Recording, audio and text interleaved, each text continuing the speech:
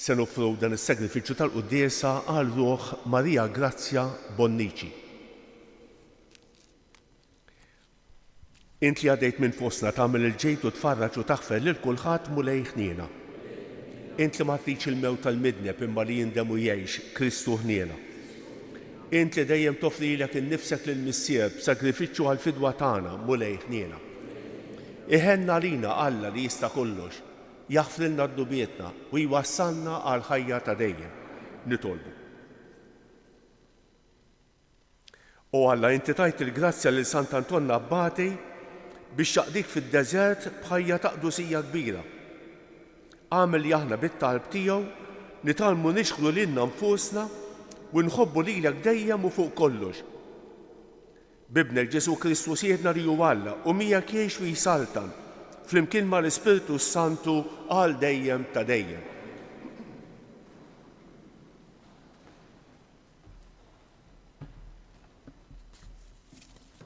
Għalli mill-ewwel ktieb ta' Samwel kien hemm raġel mit-tribu ta' Benjamin li kien jismu Kis bin Abijel, bin Serur, bin Bekorat, bin Afijah, bin wieħed mit-tribu ta' Benjamin, bniedem qalbini u għani, u kellu iben jismu Sawl, żagħżugħ sabiħ fl-aħjar tiegħu u ma kienx hemm ieħor fost ulied Iżrael aħjar minnu.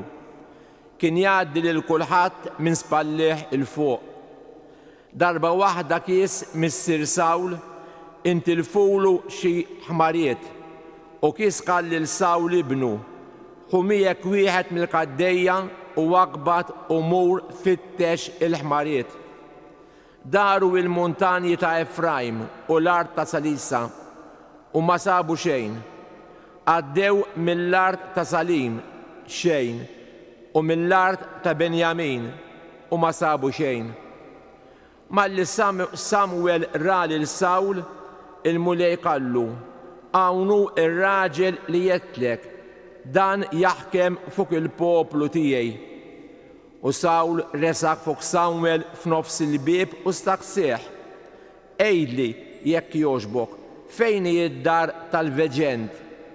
Samwel wieġbu: jiena hu il-veġent, itla qalbi fuq l-olja, illum tieklu miegħi, inħallik tmur għada filgħodu kmieni u nurik kull ma għandek f'qalbek. L-għada filgħodu kmieni Samwel ħal kus ta' żejt f'idejh u sawabulu fuq rasu. Il-kelma tal-mulej inroddu ħajr il-Alla, Salm responsorjali. Mulej bil-qawwa tiegħek jifraħ is-Sultan. Mulej bil-qawwa tiegħek jifraħ is-Sultan kemm jitenna bir-rebħa tiegħek. Ix-xewqa ta' qalbu inktajtilu ma ċħatlux it-talba ta' fommu. Mulej bil-qawwa tiegħek jifraħ is-Sultan. Għax inti lqajtu bil-barka u r-risk kuruna ta' deb fin ketlu fuq rasu. Il-ħajja talbek u int tajtielu omor twil minn żmien għal żmien. Mulej bil-qawwa tiegħek jifraħ is-Sultan. Kbir u sebħu bir-rebħa li tajtu, ġieħ u ġmiel intqiegħed fuqu, lilu tagħti barkiet għal dejjem, tferħu u tennieħ bis-sebħ ta' wiċċek. Mulej bil-qawwa tiegħek jifraħ is-Sultan. Alleluja, alleluja, alleluja. Il-mulej batni nwassal il-bxara tajba l-fkajrin u r-rott il-ħelsien lil-maħkurin. Alleluja.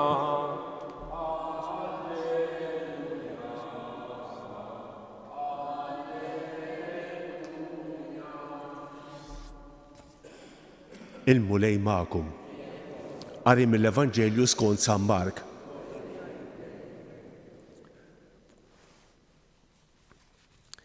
F'dak iż-żmien Ġesu reġa' ħareġ lejn xatt il-baħar u n-nies kollha resqu lejh u hu qagħd jgħallimhom.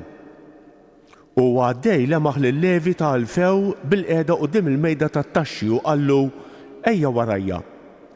Dak qam u mar warajh. U ġara li kif kien fuq il-mejda fid-daħal tiegħu, bosta pubblikani u midinbejn għadu madwar il-mejda ma' Ġesu u mad-dixxipli tiegħu. Għax kien hemm ħafna li bdew imorru warajh. Il-kittieba tal-Fariżej kif raw jiekol mal-midinbejn u mal-pubblikani qalu lid-dixxipli: dan għaliex jiekol mal-pubblikani u mal-midinbejn. Ġesu semagħhom u qalilhom: it-tabib ma jeħtieġuhx dawk li huma f'saħħithom, iżda l-morda. Għax mhux il-ġusti ġejt insejjaħ, iżda lill-midinbejn. Il-kelma tal-mulej tifħir lilek Kristu.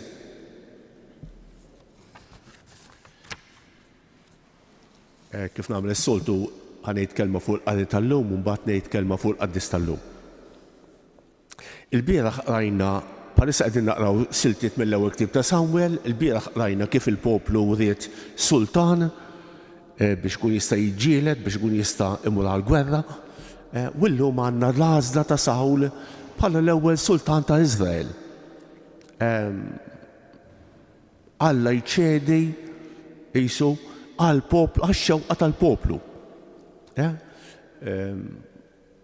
Samwel imur ifittex u jiltaqa' ma' dan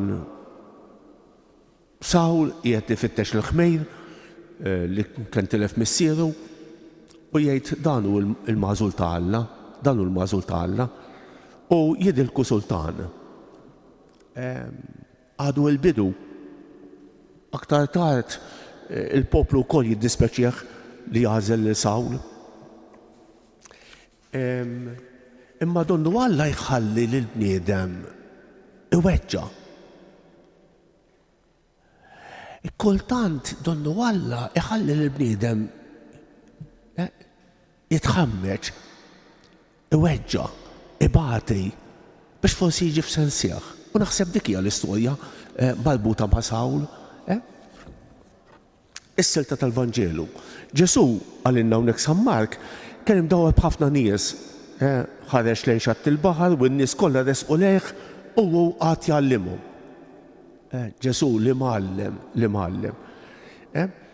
U lemaħ lil-Levi, il-Mattew, fuq quddiem il-mejda tat-taxxi u qallu ejja warajja. Mela dan Mattew kien pubblikan. Mhux il-pubblikani kollha kienu ħżiena. Ara Ġesu pubblikan sejjaħ u dan ma qadx jaħsibha ejja warajja u dak qam u mar warajh. Mattew. Caravaggio għandu pittura sabiħa tal-Ġesu qiegħed isejjaħ lil Mattew. Tajjeb. Ejja. U il-pubblikani il-kittieba tal-Fariżej kif raw jiekol mal-midinbejn skandalizzaw ruħhom. Ġesu ma kienx aċċettat minn kulħadd għal xi wħud Ġesu huwa skandlu. Ara, ma jaċċettawx bħala l-iben Alla, imma skandalizzaw ruħhom għax kien jiekol mal-midinbejn. U Ġesu ried iwassal l-ħnina Alla lill-bnedmin kollha. Din hija l-missjoni ta' Ġesu. Ħadd mhu esklus mill-ħnina Alla. Anke dawn il-midinbejn kbar, il-pubblikani, li kulħadd kien jobodhom, kulħadd kien iwarrabhom. Dawn mhumiex esklużi mill-ħniena u mill-imħabba Alla. Hawnhekk diġà beda rajnih il-biera wkoll. Diġà bdew l-antagonizmu ma' Ġesu jagħmlu differenza bejn dawk li jemmnu f'Ġesu u dawk li jibqgħu barra biex jakkużawh. U Ġesu jgħidilhom it-tabib ma jeħtieġuhx dawk li huma f'saħħithom iżda l-morda. Mhux il-ġusti ġejt insejjaħ iżda l-midinbejn. Min huma l-ġusti? Il-ġusti huma l-qaddisejn? Jew dawk li jilagħbu tal-qaddisejn? Dawk li jilagħbu tal-qaddisejn huma ħaġa u U dawk li huma ġusti ta' bilħaq huma ħaġa oħra. Il-ġusti ta' veru huma dawk li jarfu li huma medin bejn u għandhom bżonn ta' Ġesu Kristu. Illum qegħdin niċċelebraw it-tifkira ta' Sant'Anton Abbati. Dan Sant'Anton twilet lejn is-sena 250 fl-Eġittu. Meta kellu xi 18-il sena tilef il-ġenituri tiegħu, kien ġej minn familja sinjura u kellu oħtu ħafna żgħar minnu. U mar il-Knisja u saba l-kelma tal-Alla. Minn San Mattew. Jekk trid tkun perfett, mur bih dak kollu li għandek għatih lil foqra u ejja warajja. U dan Sant'Anton emmen li dik il-kelma kienet indirizzata għalih. U mar bih ħafna mir-raba li kellu, ta' ħafna l-foqra, ħalla xi flus għal oħtu. Tajjeb.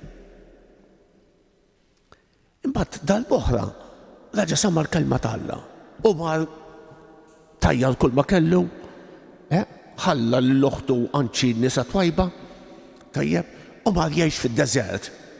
Mar jgħix fid-deżert.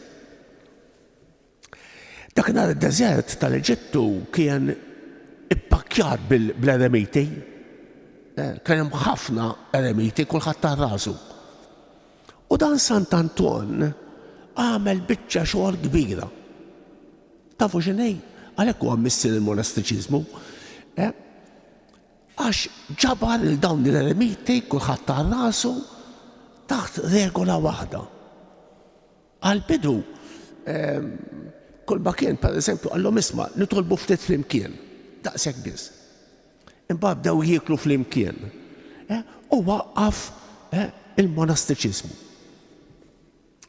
Dakinhar li tmur fid-deżert kienet tfisser l-għażla tal-martirju biex inkun kolni kemm jien ta' Alla. Kolni kemm jien ta' Alla. Kemm sabiħa. Dan miet aktar tard kellu ħafna esperjenzi. Il-ħajja tiegħu kitibilna Sant'Atanasju. U b'din il-ħajja Sant'Atanasju rid jippreżentanna il-modell tal-ħajja monastika, il-modell tal-patri, kemm sabiħa. Miet ta' 106 snin dan Sant'Anton Abbati, 106 snin, kien jagħmel ħafna sagrifiċċji, kien wieħed mill-qaddisejn ittentat ħafna mix-xitan. Tajjeb, għandna xi qaddisejn li kienu ttentati ħafna mix-xitan, u dan wieħed minnhom Sant'Anton Abbati. Nitolbu dal-qaddis biex jagħtina l-kuraġġ li anke fil-ġurnata tagħna insibu ftit deżert. Meta nsibu ftit lilna nfusna u nsibu ftit lil Alla. Sant'Anton Abbati jistedinna biex insibu ftit deżert fil-ġurnata tagħna. Ma nitkaxkrux mill-ġirja tal-ħajja. Ftit deżert għal Alla.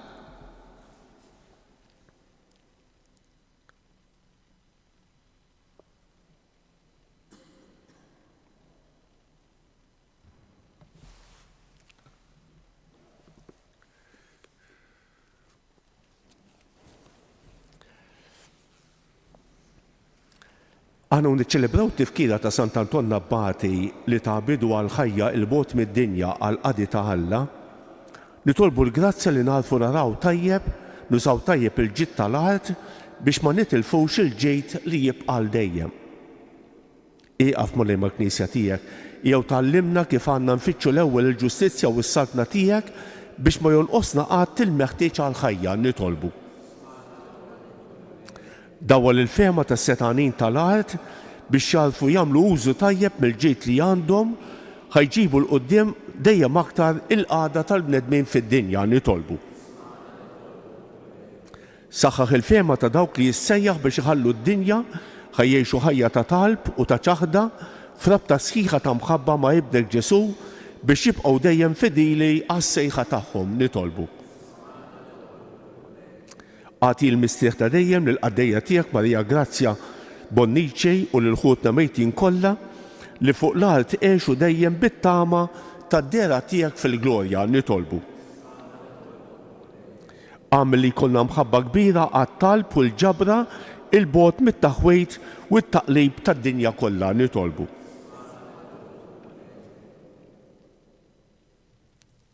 Nitolbuk mulej għalina l-koll li ġejna din l-Ewkaristija, kemm ħaġa sabiħa li qegħdin nibdew il-ġurnata bil-quddiesa, kemm ħaġa sabiħa li jkollna mument ta' deżert fil-ġurnata tagħna biex narfu ftit fejn aħna nitolbu ismana.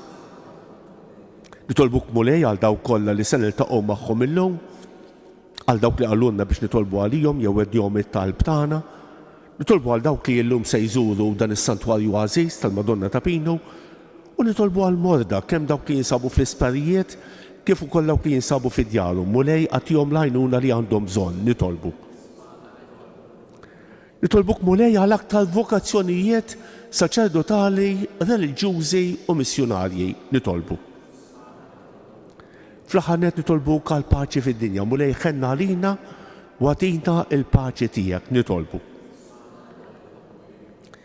Mulej Alla li tista' kollox, għatina l-grazzja li naqdu b'qalbna kollha u li nħobbuk fuq kollox u qabel kollox. Bi Kristus jedna.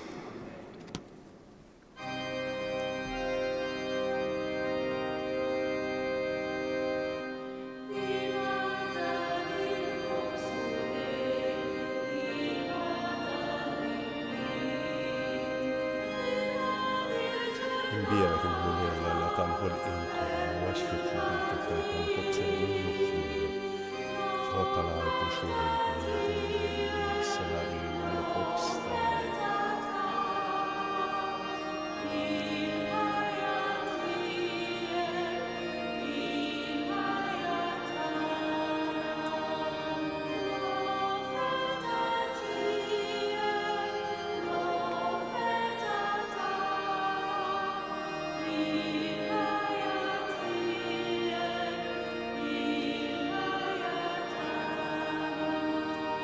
Imbierek il-mulej Alla tal-ħolqien kollha għax fit-tlabiet tajkom ħobsejn il-muflija. Frott tal-art u xogħol selagħin il-ħobs tal-ħolqien. Il-qara mulej l-uniru u l-kbielek għamlu tiegħek is-sakrifiċċju. Isejbu.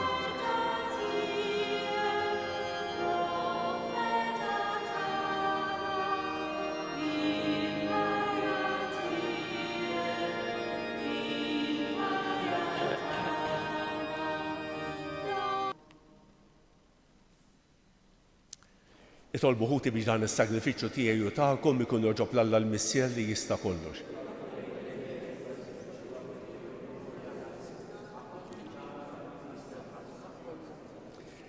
Ilqa' mulej dawn l-offerti li aħna għaddejja tiegħek qiegħdna fuq l-altar imqaddes fit-tifkira ta' Sant'Antonna Abbati. Għamel li ninħallu mill-irbit tal-art u nistgħu bik biss, bi Kristus jedna, il-mulej magħkom. Nerfgħu qlubna l-fuq. Niżu ħajr lill-mulej Alla tagħna. Sewwew xieraq tas-sew mulej Missier Qaddejs Alla ta' dejjem li tista' kollox. Tajjeb u taġid tas-salvazzjoni tagħna li dejjem u kull imkien irroddulek ħajr bi Kristus jedna. Għax biex timla bil-ferħ lill-Knisja tiegħek fit-tifkira ta' Sant'Antonna Abbati, inti tqawwija bl-eżempju tal-ħajja tajba tiegħu, issaħħaħa fil-ħed bit-tagħlim li hu xandar u tilqa' t-talb li għamillek għall-ħelsien tagħha. Għalhekk flimkien mal-anġli u l-qaddisin kollha intennulek l-innu ta' tifħir u ngħidu bla qiegħda. Qaddis, qaddis, qaddis, mulej Alla tal-eżerċit. Osanna fil-għoli ta' smewwiet, imbierek u ġej f'isem il-mulej, osanna fil-għoli ta' smewwiet. Qaddis tas-sew int mulej, inti lajn ta' kull qdusija.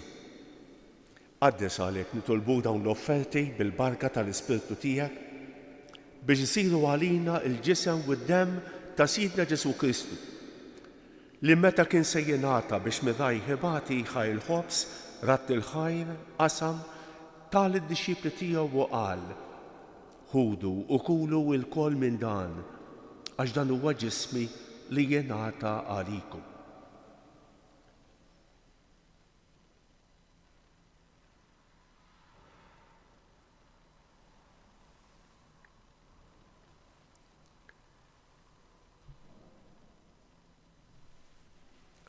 Ekk ukoll wara li klaħaj il-kalċi reġa' ratt il-ħajr tal id-disċipli tiegħu u qal: ħudu u xorbu minnu l-koll, għax dan huwa l-kalċi ta' demmi tal-patt il-ġdid li jibqa' l dejjem.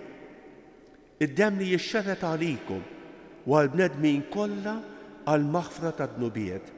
Għamlu dan b'tifkira tiegħi.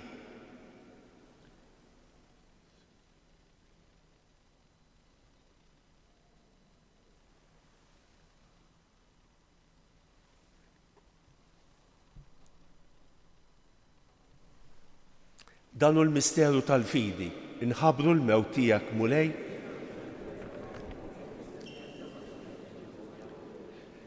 Għalhekk aħna nagħmlu dan b'tifkira tal-mewt u l-qawmien ta' Sidna Ġesu Kristu, nofrulek mulej il-ħobs tal-ħajja u l-kalċi tas-salvazzjoni.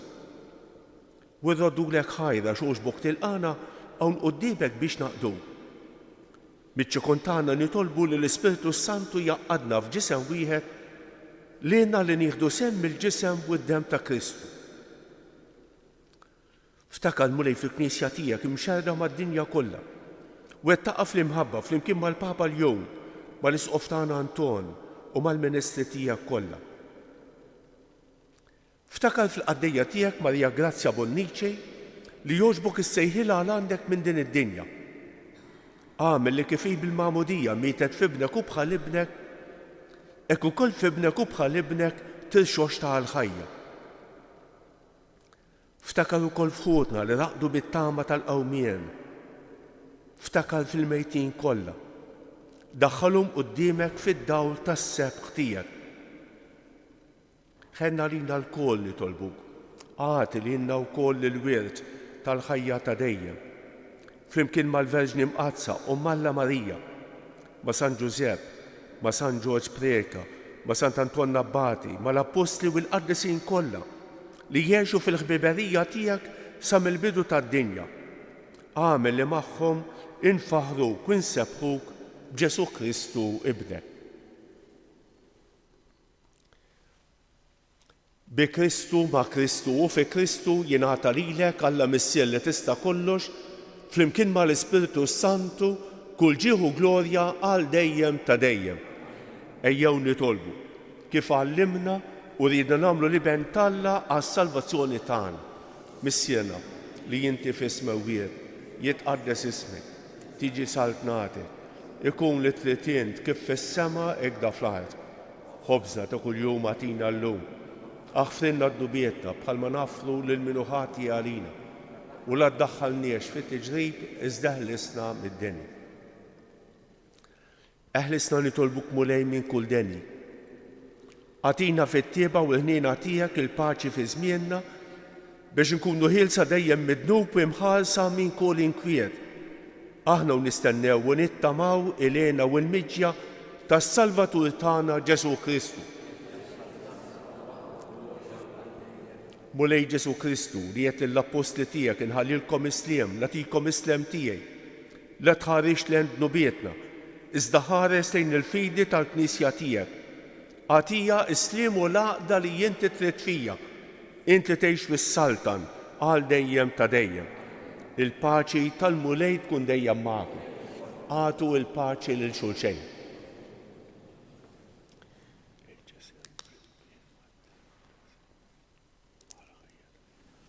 Ħaruf talla li tneħħi id-nubiet tad-dinja ħenna għalina.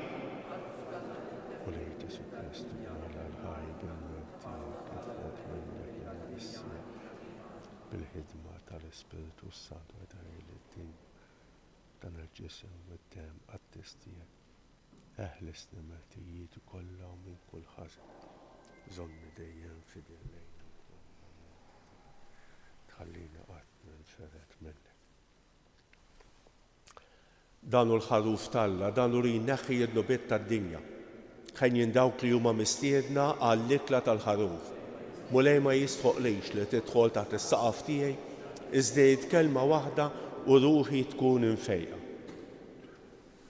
Il-ġisem ta' Kristu jħares.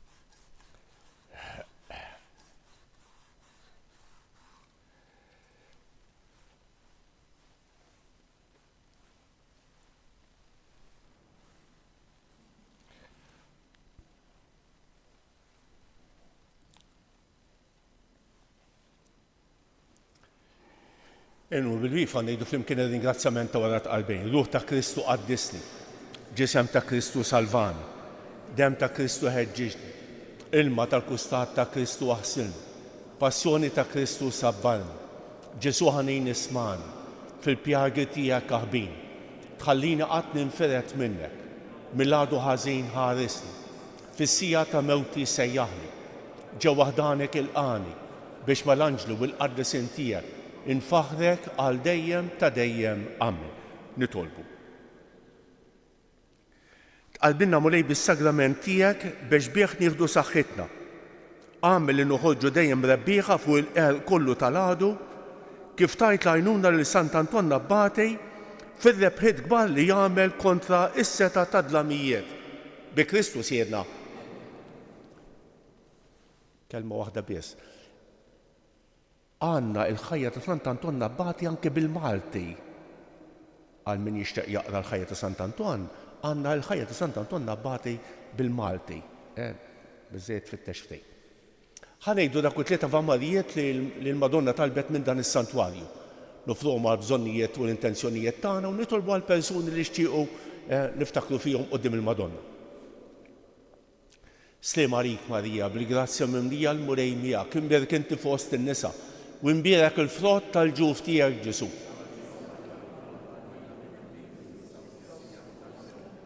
Sliem għalik Marija, bil-grazzja mimlija l-murej miegħek, imbierek inti fost in-nisa, u imbierek il-frott tal-ġuf tiegħek Ġesu.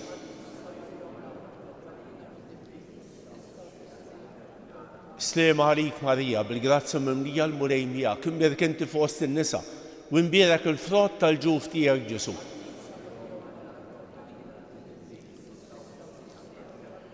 Madonna ta' Pinu, Sultana tal-Familja, ħanstek fuqna dejjem bżonn. Il-mulej magħkom. Iberikkom Alla li jista' kollox il-Missier u l-Iben u l-Ispiritu Santu. Morru fil-paċi ta' Kristu. Il-ġurnata tajba lil kulħadd.